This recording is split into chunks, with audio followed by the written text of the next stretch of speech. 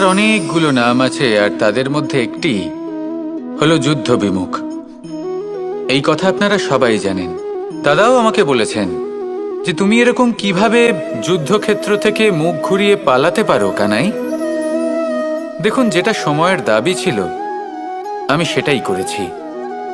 যদি আমি রণভূমি ত্যাগ করে না পালাতাম, তাহলে কে জানে কত সৈনিক নিজেদের প্রাণ হারাতেন, কে জানে কতগুলি পরিবার নিজেদের বাঁচার আশা হারাতেন, কে বলতে পারে হয়তো কত প্রাণী এই সংসার ত্যাগ করতেন।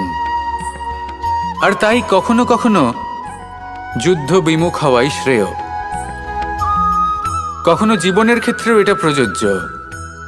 যদি দূরে চলে গেলে আপনার সম্ভাবনা বৃদ্ধি পায়, তাহলে দূরে চলে যান। দূরে চলে যান সেই সকল ব্যক্তিদের থেকে যারা কথায় কথায় আপনাকে অপমান করেন, আপনার নিন্দা করেন, আপনাকে বাধা দেওয়ার চেষ্টা করেন, আপনাকে ছোট করেন। কারণ তাদের সাথে থেকে, সেই সকল ব্যক্তিদের সাথে থাকলে যারা আপনার মূল্য বোঝেন না, আপনি নিজের আত্মসম্মান, নিজের আত্মবিশ্বাস, নিজের ব্যক্তিত্বকে নত করে ফেলবেন। দূরে চলে যান সেই সকল সংঘর্ষ থেকে, সেই সকল পরিস্থিতি থেকে যাদের সম্মুখীন হয়ে আপনি কোনো পরিণামেই পৌঁছতে পারবেন না।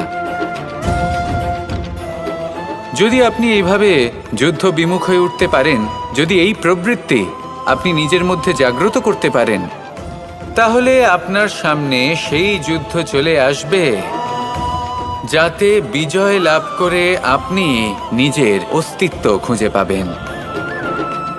আর সেটাই হলো সবথেকে বড় জয়লাভ। আসুন আমার সাথে ভালোবেসে বলুন, রাধা রাধা।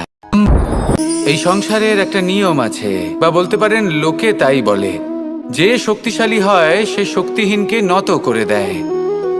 এমনটাই হয়, তাই না? আবশ্যক নয়। কখনো কখনো এমনও হয় একজন অসমর্থ ব্যক্তি সমর্থ ব্যক্তিকে নত করে দেন। এটা সম্ভব, এও হতে পারে। আর এটা তখন হতে পারে যখন তার মধ্যে ভালোবাসার শক্তি থাকে। ভালোবাসার শক্তি এই সংসারে সবথেকে বড় শক্তি হয়। এই ভালোবাসার শক্তি দ্বারাই নির্ধন সুদামা আমাকে দিয়ে নিজের পা ধুইয়ে নিল, কিছু না বলেই, কিছু না চেয়েই। এই কর্মের আধার ছিল শুধুমাত্র ভালোবাসা। খুব শক্তিশালী হয় এই ভালোবাসা। ভালোবাসার শক্তি দ্বারাই আপনি হিমালয় পর্বতকে নত করতে পারেন, তাহলে কি অসম্ভব হতে পারে? এই ভালোবাসার শক্তির সঞ্চার করুন, আর এই ভালোবাসার সাথেই বলুন, রাধা রাধা। মানুষের জীবনে স্বচ্ছতার একটা আলাদা গুরুত্ব আছে। যদি আপনি নিজেকে স্বচ্ছ রাখেন, তাহলে আপনার নিজেরও ভালো লাগবে, সামনের ব্যক্তিরও ভালো লাগবে, একটা অন্যরকম প্রভাব পড়বে। কিন্তু একজন শ্রেষ্ঠ ব্যক্তি কিভাবে হয়ে ওঠা সম্ভব? যার মধ্যে গুণ আছে, শিক্ষা আছে, শুভ চেতনা আছে, যিনি সৎকর্ম করেন। কিভাবে হব সেই ব্যক্তি যার মধ্যে জ্ঞান আছে? শুধুমাত্র স্বচ্ছ থাকলে তো তা হওয়া সম্ভব নয়। প্রথমে আপনাকে বুঝতে হবে যে মানুষের মধ্যে চারটি মূল তত্ত্ব আছে।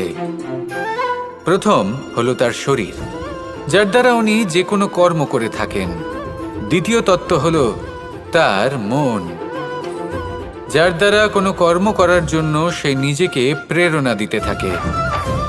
তৃতীয় তত্ত্ব হলো বুদ্ধি, যে কর্ম আমরা করতে চাই, যে লক্ষ্যে আমরা পৌঁছতে চাই, সেটা আমরা কিভাবে কোন পথে করব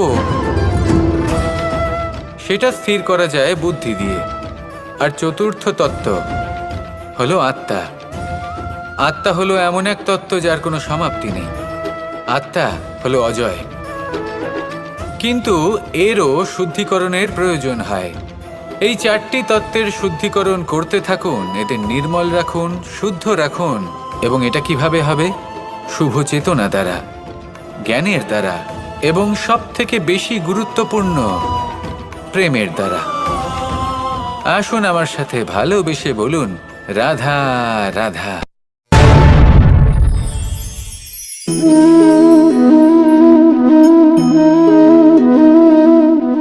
জল, এই সংসারের সমস্ত প্রধান তত্ত্বের মধ্যে একটি।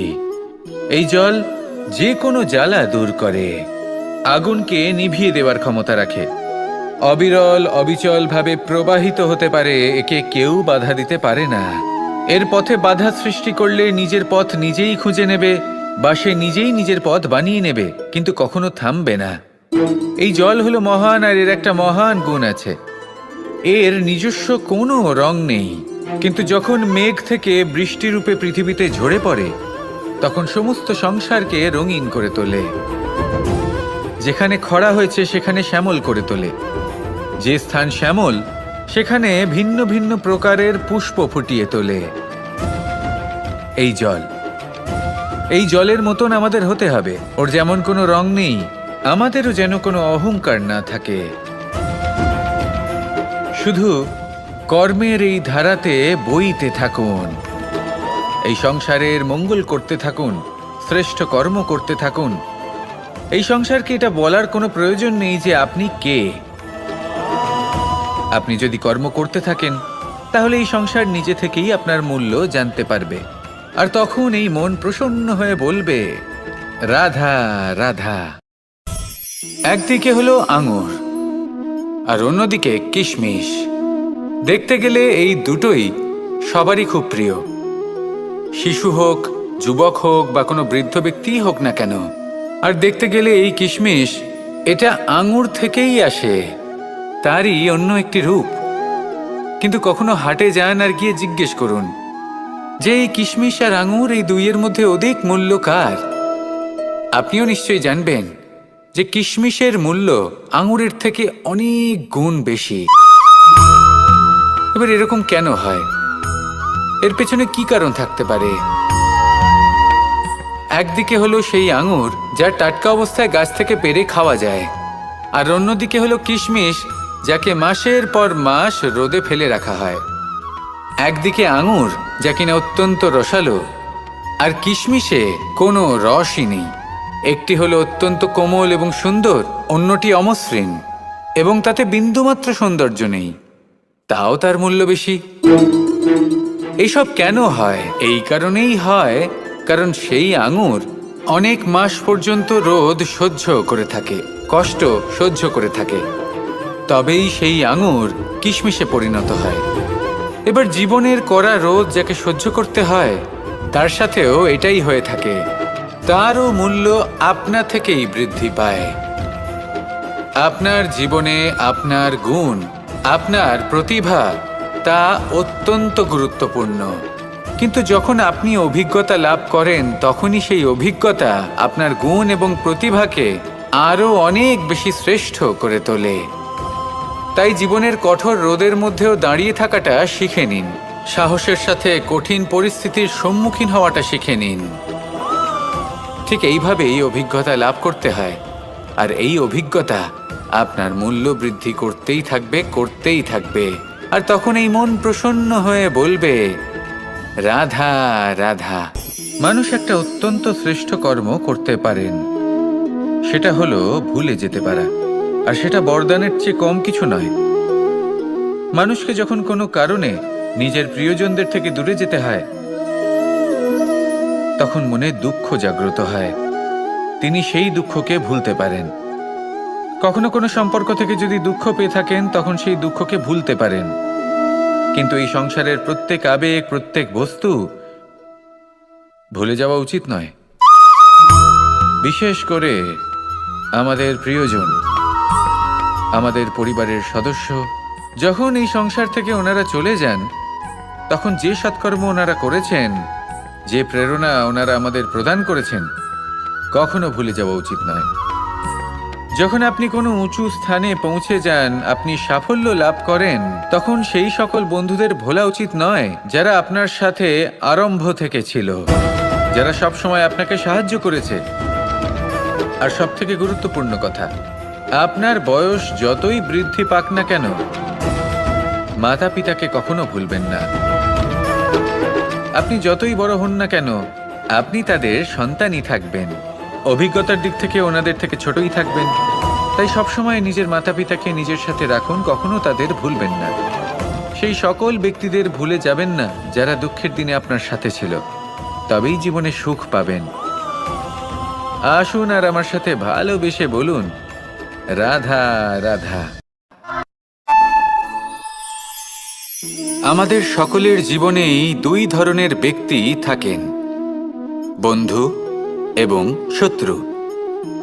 তারা হলেন আমাদের প্রিয় বন্ধু, যারা আমাদের জীবনে সবসময় আমাদের পাশে থাকেন। কখনো কখনো আমরা তাদের জন্য কিছুই করি না, তাও তারা আমাদের আনন্দ প্রদান করেন, ভালোবাসা প্রদান করেন। আর অন্যদিকে থাকে আমাদের শত্রু। দেখতে গেলে যখন আমরা জন্ম নিই তখন কিন্তু আমাদের কোনো বন্ধু থাকে না, আমাদের কোনো শত্রুও থাকে না। কিন্তু যত ধীরে ধীরে আমরা জীবনে এগোতে থাকি, আমাদের বয়স বাড়তে থাকে, তখন আমাদের বন্ধু আর শত্রু এই দুইয়ের সংখ্যা বাড়তে থাকে।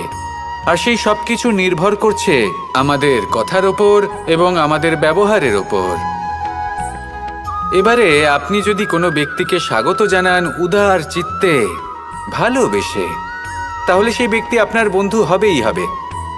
কিন্তু যদি আপনি নিজে হাতে কাউকে সামনে অগ্রসর হতে বাধা দেন, বিনা কারণে তার সাথে খারাপ ব্যবহার করেন, তাহলে তার মনে শত্রুতার বোধ অবশ্যই জেগে উঠবে। আর রইল বিষয় কথার, যদি আপনার কথা মধুর হয় তাহলে সবাইকে আপনি আপন করে নিতে পারবেন। এই কথাই যদি কটু হয় তাহলে আপনার আপনজনেরাও দূরে চলে যেতে পারে। তাই নিজের কথার ওপর সংযম রাখুন এবং নিজের আচরণ উদার করে তুলুন। জীবনে সুখে সুখ থাকবে। আসুন আমার সাথে ভালোবেসে বলুন, রাধা রাধা। এই সংসারে যখনই কোনো সমস্যা আসে তখন আমরা আমাদের সব থেকে বড় সম্বলের কাছে আশ্রয় খুঁজি, তা হলো আমাদের বিশ্বাস। এবার প্রশ্ন হলো এটাই যে এই বিশ্বাস কার উপর করা যেতে পারে? পরিবারের ওপর, বন্ধুর ওপর, নাকি তাদের ওপর বিশ্বাস করা উচিত যাদেরকে আমরা কখনো সঙ্গ দিয়েছি? দেখুন, এই সংসারে বিপদের সম্মুখীন হলে কে আপনাকে সাহায্য করবে সেটা নির্বাচন করা আপনার হাতে নেই।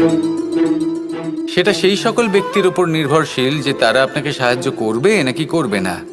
অর্থাৎ যখনই কোনো বিপদ আসে সর্বপ্রথম তার সম্মুখীন আমাদের নিজেকেই হতে হয়, আর তার জন্য প্রস্তুত থাকা প্রয়োজনীয়। সেই শক্তি, সেই সাহস অর্জন করা প্রয়োজনীয়। দেখুন, যখনই অন্ধকার আসে তখন সবার আগে কে আপনাকে ত্যাগ করে চলে যায়? আপনার নিজেরই ছায়া। এই অন্ধকারের সম্মুখীন হতে হয় অন্তরের প্রদীপের দ্বারা, অন্তরের আত্মা দ্বারা। তবেই আপনি অন্ধকারের ওপর জয়লাভ করতে পারবেন। সেই জন্য যে বিপদই আসুক না কেন, নিজেকে তার জন্য প্রস্তুত রাখা উচিত। সেই সাহস নিয়ে আসুন। এমন কোনো বিপদ নেই যা আপনাকে ভেঙে দিতে পারে। আসুন আমার সাথে ভালোবেসে বলুন, রাধা রাধা। এই সংসারে সব থেকে ভয়ানক এবং গভীর অন্ধকার কোনটা? সেটা যখন মেঘ সূর্যকে ঢেকে দেয় এবং সংসার অন্ধকারাচ্ছন্ন হয়ে ওঠে, নাকি তখন যখন সূর্যাস্তের সময় ঘনিয়ে আসে, সূর্য ঢলে যায় এবং এই সংসারে অন্ধকার ছেয়ে যায়, নাকি সেই অমাবস্যার রাত্রি যখন চতুর্দিকে ঘন অন্ধকার থাকে এবং চন্দ্রমার প্রকাশ কোথাও থাকে না? না, এই সংসারে সব থেকে বেশি ভয়ানক অন্ধকার হলো মানসিকতার অন্ধকার। মানসিকতা খুব গভীর একটা বিষয়। এই মানসিকতাই সত্যের রূপ ধারণ করে এবং আমাদের এই মানসিকতা এবং বিবেকে একটা সূর্য থাকে। যদি আমরা এটা জীবন থেকে বের করে ফেলি তাহলে নিরাশা, হতাশা, অসফলতা এর এমন এক ঘন অন্ধকারে আমরা ফেসে যাব যে তার থেকে বাইরে বের হওয়া প্রায় অসম্ভব ব্যাপার হয়ে দাঁড়াবে। বড়ই কঠিন হয় সেই সময়। সেই জন্য ইতিবাচক মনোভাব থাকা খুব প্রয়োজনীয়। এটা ভাববেন না যে এটা আমার সাথে কেন হলো, এই সমস্যা কেন এলো, ওই ব্যক্তি আমার সাথে এটা কেন করলেন। এটা ভাবুন যে আমি জীবনে যে পরিস্থিতিতে দাঁড়িয়ে আছি তার থেকে আমি ঠিক কিভাবে বাইরে বেরোতে পারবো। যতই ঘন অন্ধকার থাকুক না কেন, খুব ছোট একটা প্রদীপের প্রকাশ আমাদের পথপ্রদর্শক হয়ে দাঁড়াতে পারে। আর আমাদের জীবনে এই ছোট্ট একটা প্রকাশ হলো আশা। এই আশার একটি কিরণ আমাদের অত্যন্ত গাঢ় অন্ধকারেও পথ দেখাতে পারে। তাই এই আশাকে সবসময় মনে প্রজ্বলিত করে রাখুন। গাঢ় থেকে গাঢ় অন্ধকারের সাথে, কঠিন থেকে কঠিনতর সমস্যার সাথে লড়াই করুন, সামনে এগিয়ে চলুন, আর আমার সাথে ভালোবেসে বলুন, রাধা রাধা। শত্রুতা। একজন মানুষ অন্য মানুষের সাথে শত্রুতা করে বসেন। দুজন ঘনিষ্ঠ বন্ধু। এমনও এক সময় আসতে পারে যখন এনারা একে অপরের শত্রু হয়ে ওঠেন। এর অনেকগুলো কারণ হতে পারে, কিন্তু মূল কারণ হলো আলোচনা। আগে হ্যাঁ, আপনি যদি কারোর বিষয়ে আলোচনা করেন তাহলে সে আপনার শত্রু হয়ে যেতে পারে। এবার মনে একটা প্রশ্ন আসতে পারে যে এটা কিভাবে সম্ভব হতে পারে? আলোচনা, এটা তো অত্যন্ত জরুরি। যদি আমি নিজের বন্ধুর খারাপ কাজের বিষয়ে আলোচনাই না করি তাহলে সে শুধরবে কি করে?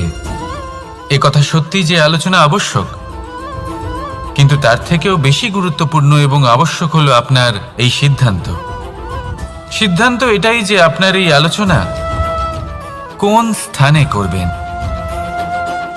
যদি এটা সবার সামনে করবেন ভাবেন, তাহলে তা অপমানও হয়ে যেতে পারে।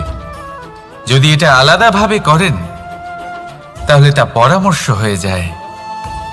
অপমান কেউ স্বীকার করতে পারেন না, কিন্তু পরামর্শ সকলের ভালো লাগে। তাহলে যদি আপন কারোর জন্য ভালো কিছু চান, কাউকে শুধরে দিতে চান, আর আপনার মনে হয় আলোচনা আবশ্যক, তাহলে সর্বপ্রথম সময়, পরিস্থিতি আর স্থানের কথা মনে রাখবেন। নয়তো এই আলোচনা আপনাকে খুব ভোগাতে পারে। তাহলে আসুন আমার সাথে ভালোবেসে বলুন, রাধা রাধা। আপনার জীবনেও কি সমস্যা রয়েছে? অবশ্যই থাকবে। প্রত্যেকের জীবনেই সমস্যা থাকে। প্রত্যেক মানুষ জিজ্ঞাসাও করেন যে এই সমস্যা আসলে কি আর কেন আসে এ জীবনে। আপনাকে একটা কথা বলে দিই যে সমস্যা আসলে সেটা নয় যা আপনার পথে বাধা সৃষ্টি করে, বরং সমস্যা হলো সেটাই যেটা আপনি তখন দেখতে পান যখন আপনার একাগ্রতা আপনার পথ থেকে, আপনার লক্ষ্য থেকে সরে যেতে থাকে। আর এই সমস্যাগুলি দূর করার জন্য, এর সমাধান করার জন্য একটাই পথ আছে। নিজের সমস্ত ভাবনা আরো একবার একাগ্র করুন নিজের পথের দিকে, নিজের লক্ষ্যের দিকে। আপনার সমস্ত ভাবনা যদি কেন্দ্রীভূত হয় নিজের লক্ষ্যে, তাহলে এই সমস্যা দূরে থাকবে। যদি এরকম না হয়, যদি আপনার মন একটু অন্যদিকে চলে যায়, তাহলে এই সমস্ত সমস্যা আবার সামনে চলে আসে আর বাড়তেও থাকে। দেখুন, যেখানে আপনার লক্ষ্য রয়েছে, বাণ যদি সেখানেই চালাতে হয়, তাহলে দৃষ্টি তো সেদিকেই রাখতে হবে। তবেই তো আপনি সেই লক্ষ্য ভেদ করতে পারবেন। সেই জন্য মনে রাখবেন, সর্বদা লক্ষ্য রাখবেন নিজের পথে, সেই পথেই সামনে এগোতে থাকুন নিজের লক্ষ্যের দিকে। আপনি যত সামনে এগোতে থাকবেন এই সমস্যা তত পিছিয়ে যাবে। তাহলে আসুন আমার সাথে ভালোবেসে বলুন, রাধা রাধা। এই পাখিরা সত্যি খুব সুন্দর, আমার খুব ভালো লাগে। আপনি নিশ্চয়ই শুনে থাকবেন যে কিছু পাখির কাছে ডানা অবশ্যই থাকে, কিন্তু উড়তে পারে না। তারা চায় উঁচু আকাশে উড়ে বেড়াতে এবং মেঘেদের সাথে কথা বলতে, করতেই পারে না। এবার এই সংসারেও পাওয়া যায় ঘুড়িও। এদের মধ্যে না জীবন আছে, না প্রাণ আছে, আর না আছে ডানা, কিন্তু এরা আকাশের সাথে কথা বলে, হাওয়ার বেগের সাথে কথা বলে, আনন্দ করে, উৎফুল্ল হয়ে ওঠে। আকাশে জীবনের কিছু মুহূর্ত কাটায়। তার কারণ কি হতে পারে? কারণ হলো সুতো। এই সুতো যদি সঠিক হাতে থাকে, তাহলে এই কাগজের তৈরি ঘুড়িও আকাশের উচ্চতায় উড়ে বেড়াতে পারে। এবার এই সুতো আসলে কি? এই সুতো হলো আসলে ভালোবাসা। এই সুতো হলো আসলে বিশ্বাসের, আর এটা আপনি দিয়ে থাকেন তাদের হাতে যাদের আপনি বিশ্বাস করেন, যাদের আপনি নিজের সর্বস্ব দিয়ে দেন। ভেবে দেখুন, এই ভালোবাসা আর বিশ্বাসের সুতো আপনি যদি সঠিক মানুষের হাতে দিয়ে দেন, তাহলে আপনি অনেক উচ্চতায় উঠতে পারবেন, আকাশের উচ্চতায় উড়ে বেড়াতে পারবেন, মেঘের সাথে কথা বলতে পারবেন, পাখিদের মতো উড়তে পারবেন, যা ইচ্ছে তাই করতে পারবেন। শুধু এই মানুষ সঠিক হতে হবে, এমন একজন মানুষ যার মনে আপনার জন্য ভালোবাসা রয়েছে, এমন এক মানুষ যার মনে কোনো স্বার্থ নেই, যিনি পরোপকারী, এমন একজন ব্যক্তি যিনি আপনার অস্তিত্বকে বাইরে নিয়ে আসতে পারবেন, তাকে উজ্জ্বল করে তুলবেন। তাহলে ভালোবাসুন, আনন্দ করতে থাকুন, আর এই আনন্দ সহকারে বলুন, রাধা রাধা।